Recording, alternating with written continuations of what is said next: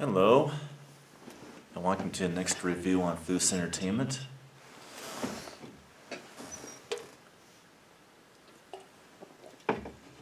This time around I will be talking about the Texas Chainsaw Massacre from 1973. The original Toole Hooper classic. Definitely a good one.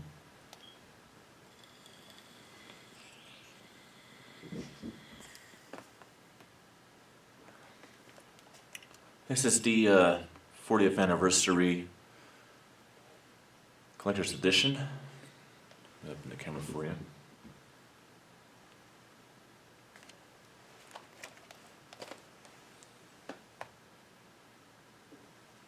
Lots of good stuff.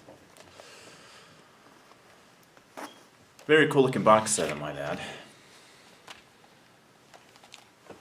Take this thing off right here. Even has artwork on the side, I might add, which is kind of cool. Here's the actual set.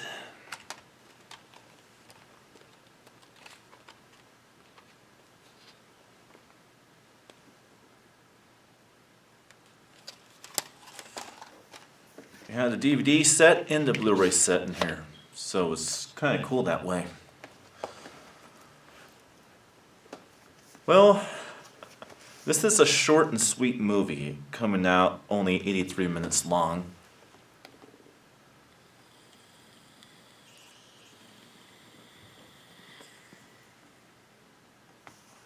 Now, I don't know what it is about this movie. In a lot of ways, it's a film that most people actually don't have a lot of good things to say about them. This one as well as the sequel. They say that these films just don't stand the threshold of time. Well, I would have to disagree.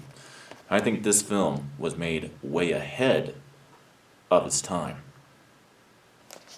Way ahead of its time. This is a shocker.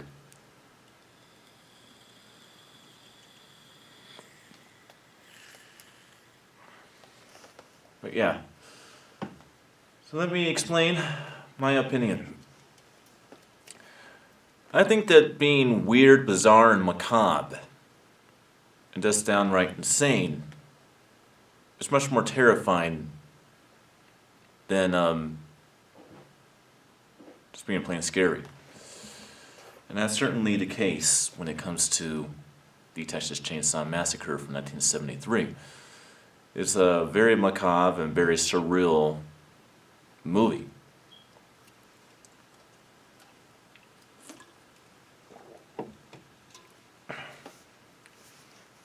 I can certainly say that I enjoyed it.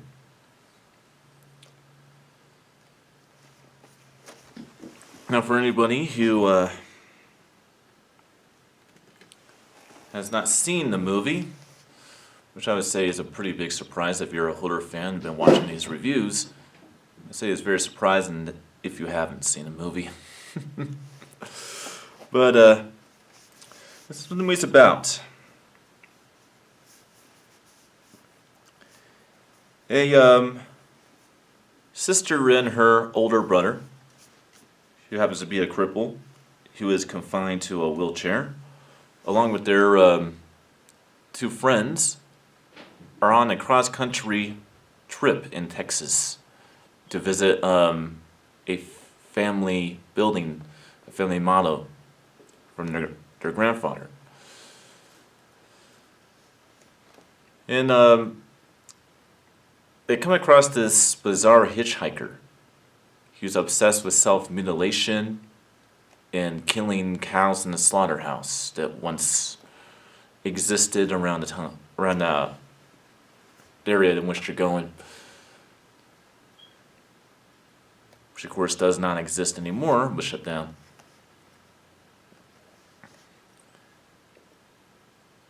And they run out of gas and they're looking for gas. Come across this old farmhouse. One of our four youths go into the house and get slaughtered by Leatherface. Leatherface is a mentally challenged and disturbed member of a cannibal family of hillbillies. Obviously, the Miller brothers was the hitchhiker that they picked up on the side of the road that was self-mutilating himself by cutting his hand like that. And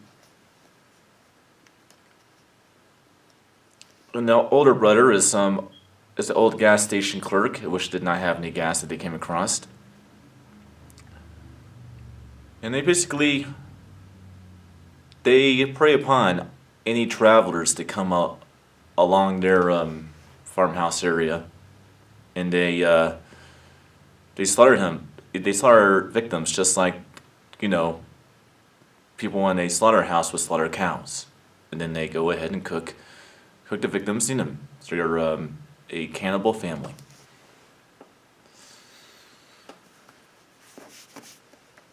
And of course, first victim's girlfriend goes into the house. Leatherface gets her too.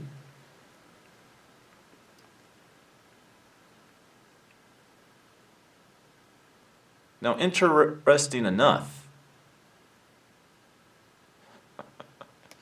and this right here is something that's actually not even resolved in the movie. It's all left to the imagination and assumption. So we're going to have to assume, of course, that he did get killed. The third victim, there's actually 5 youths, but I guess in a lot of ways they always say 4 young youths again, the premise of the film, but there's actually 5. But the smart hillbilly with the eyeglasses, we see Leatherface hit him on the back of the head after he goes and search for his friends. But we don't really get any real proof that he actually killed the guy, so we have to assume that he did. Obviously, that leaves our 2 family members, the younger sister and older brother, he was confined to a wheelchair, to fend for themselves.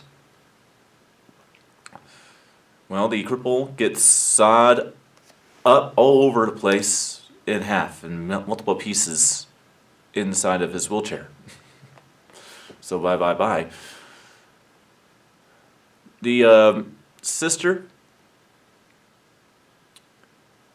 is running from Leatherface throughout a good portion of the climax of the film. Ends up in a farmhouse after thinking that she was going to get some help from the gas station clerk, who turned out to be one of the members of the family. So she ends up being brought to the farmhouse and confined to the dinner table, in which obviously is not really told, but they're eating her friends in front of her, or about to eat her friends in front of her. So it's pretty diabolical. And we see that the farmers actually, the Campbell family actually have a castrated grandfather who miraculously is still alive. They say that he's 130 years old. I think that's an exaggeration, but he could very easily be. This is fantasy, obviously. Although based off real life type of fantasy holder, it still very much is fantasy. And they try to butcher her. She barely escapes, and she finally gets into the back of a Ford 4x4 and rides off into safety. And that's pretty much how the movie ends. With Leatherface showing his anger, looking at her, she passes on. But yeah, this is just a very diabolical movie. Very graphically violent, very macabre, bizarre. And in a lot of ways, I think that's exactly what Tobe Hooper meant to do with this movie, is make a very bizarre film. Not so much jump scare, but just bizarre and macabre. Well, let's go on to the picture and audio. So, the picture and sound of the film. Well, this film looks like a 1973 movie. It has been remastered brilliantly. Very well. It was supervised. It actually is, in this particular version of the movie, this 40th anniversary, this is actually a 4K scan of the movie. And so they were making a 4K master of this, it would look exactly like this. There really wouldn't be much of a difference. It would look exactly like this. Only with brighter brights and darker darks. That's about the only difference. Very, very, very good and very well crafted.